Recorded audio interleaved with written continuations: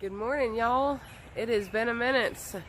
Thought I'd do a quick update before I told you about all the stuff that we have learned this season so far, and it's been quite a bit. Oh, before we get started, before I forget, because I always forget, if you haven't subscribed to our channel, go ahead and subscribe for us. We really appreciate it. Like this video, go through, watch some of our other videos, take a like to them, share it if you can. Really appreciate it. Let's get started on this update, y'all.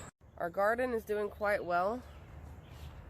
We had to scrap the peppers that we had started from seed indoors and go buy plants. The plants are thriving, happy with that. Our tomatoes, however, these are the ones that we started indoors and they are doing very well. I'm going to talk about the project we're about to start with them. Our squash did not come up at all. It did not come up. Except for these two little bitty baby plants. I don't know if you can see them down there. They came up in a random place. They came up like halfway down the garden, which told us that after we planted them, the rains washed them all down. So we had to go buy plants, which is all right because a lot of the plants that we got had 2 or 3 in there. Those are also doing well. Our beans are doing well too. We went back through and replanted where they didn't come up. You can see some of the bare spots in the rows. Those little ones are starting to come up. I see right over there, you can see them coming up. Can't get too close to the garden because I'm going to tell you something else that we did. There's ones that we just planted maybe about 2 weeks ago. Our lima beans are doing quite well. And our okra, as you can see, looks very different. Why? Because we had to till those under as well. While you can start okra indoors, they just didn't, we started them too early. It's one of the things we learned. So I got a little heavy-handed on the seeds. Those are not planted 4 to 5 feet apart. We're going to have a jungle of okra. It's alright. I like okra. Hey, ladies. Chick, chick, chick. Oh, hello.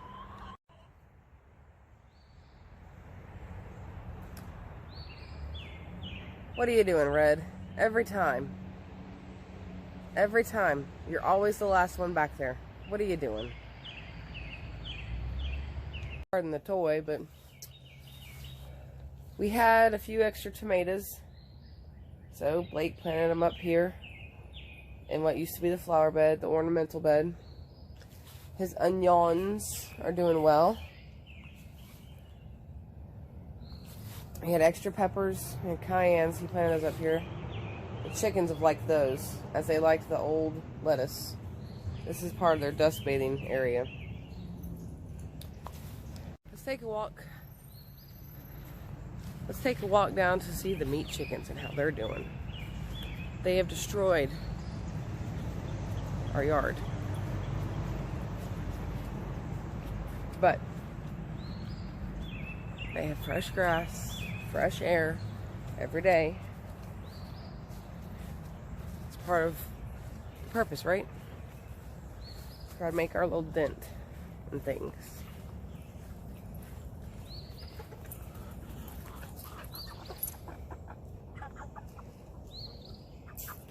There's some big chickens. So we're moving them twice a day. We're not doing that anymore. We're only moving them once a day. So they do look a little dirty, a little muddy. Looks like we got something going on around here. Hello, chickens. They are about 2 weeks away from becoming groceries. And we are all the way down here by the coops. We started all the way up there. We've come all the way down here. You see where we've moved them. Move them around the tree. We're going to go back here and go up that way. One of the other projects that we've worked on, didn't get to show, is our watering system for the brooder box. Y'all see that awesomeness back there? It's a 2-gallon bucket. See the line? And he created a little platform for it. And when they put them in there, they immediately went to the nipples. They didn't even have to show them where they were. They just went straight in. And which is going to make the transition into the tractor even easier, because you're not going to have to worry if they can figure out how to do it. Because trust me, they have figured it out. And we've had them since Wednesday. Today is Sunday. I've already had to raise the water up twice. And they are doing very, very well and growing very nicely and quickly. There's 17 of them.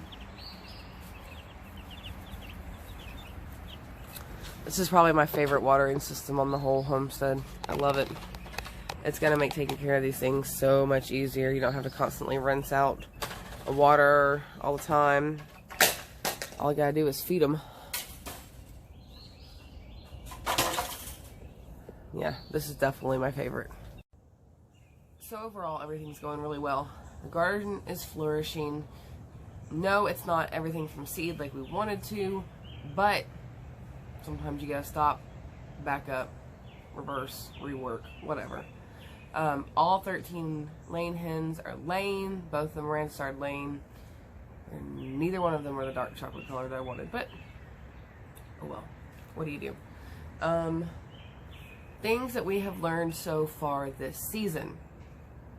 That's the whole point of this video, besides the update. Things that we have learned. Don't start the seeds in February. Way too daggum early. We did not expect those seeds to take off the way they did.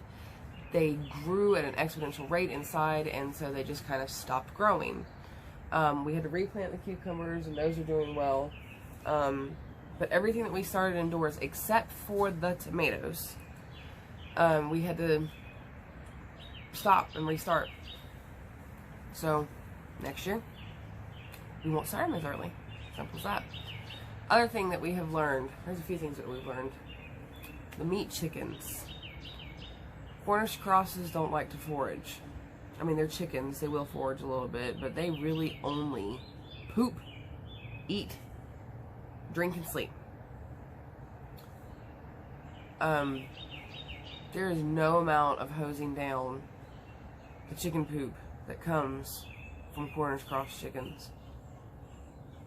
They've really fertilized my yard. That's all I can say, is that they have seriously fertilized the yard.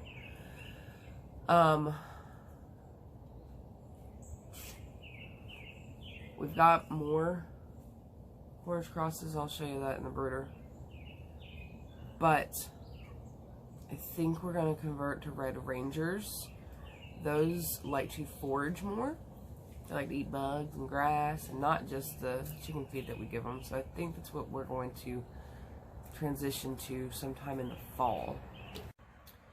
The other thing that we've learned with meat chickens, see, last year when we did the meat chickens, we only had 7 of them, and they were in the big coop because we had just started the whole chicken process.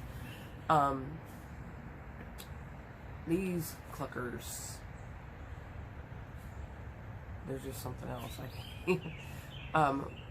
We have got to figure out a better way to protect them from rain while they're in the chicken tractor.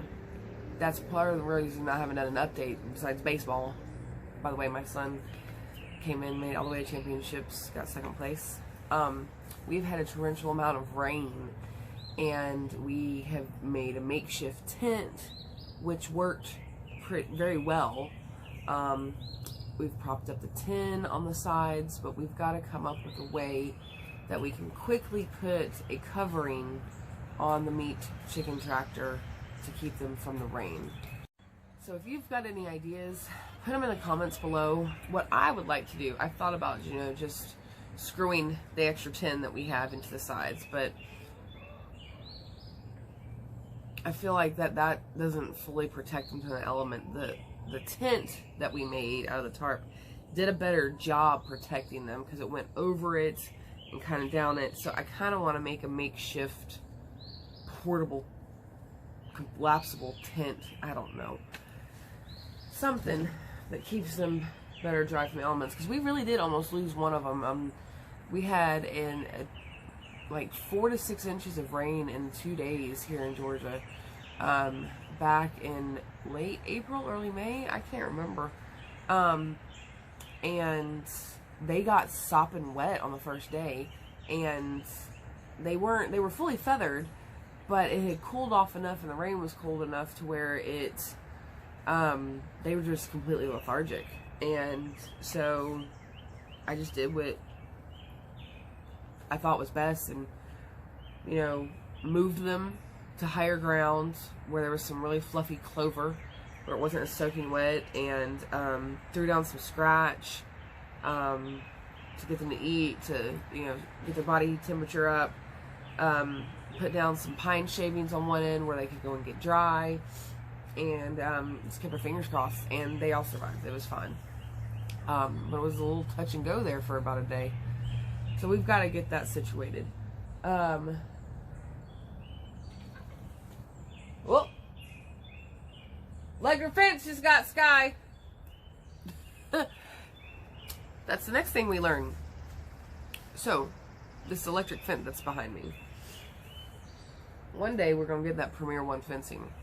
Okay? But this is a temporary fix. And y'all might have, I don't think y'all saw it. I don't think it was in the shot. So, the electric fence works well for chickens. It doesn't hurt them. It is strong. I know that from personal experience. But if it just brushes them on their feathers, it doesn't really get them. It has to touch their comb, or they've got to touch it with their feet. And that's what Sky just did. I think she just had to touch it. She just squawked a little, ran off. Hank learned quickly, the hard way. Everybody's learned. Stay out of the garden. Yay. That was the whole point of the electric fence. Right, so that's the whole purpose of this vlog, is to document what we've learned and what's happening with our homestead as we're going forward. I want to be able to look back on these videos one day and be like, man, what were we thinking? We were such novices. But with other homesteaders' guidance, people who've been doing this for years, I feel like we're learning a lot. I feel like we learn the most from our trial and errors. And that's what we're going to get into next. We are going to attempt to build, I don't know what it's called, a contraption, some sort of contraption to do the tomahawk, the string method with our tomatoes, so that it is not a jungle. The cages really don't do right for tomatoes. If you've got cages around your tomatoes, you know how hard it is to keep them trimmed and pruned, and how hard it is sometimes to even get to tomatoes. So we're going to do the string method. We've done a lot of research on this, but we want to be sustainable. We don't have a huge greenhouse or anything like that, so we're going to do this out of bamboo. So this is the bamboo we went and cut from a neighbor's yard yesterday. Most of those pieces, I'm just going to say it, all these pieces were doubled. We cut these in half. These were probably about 20-foot pieces. So this is the start of the next project, y'all. Okay guys, so that's what's been going on. We gotta get started on building this contraption. I'm not gonna film us building it, but I will show y'all what it looks like afterwards, because we don't know if it's gonna work. So we'll see y'all hopefully in about a week or so. Y'all have a great week. Oh, and the last day of school is Tuesday. Woohoo! We made it. Thank God.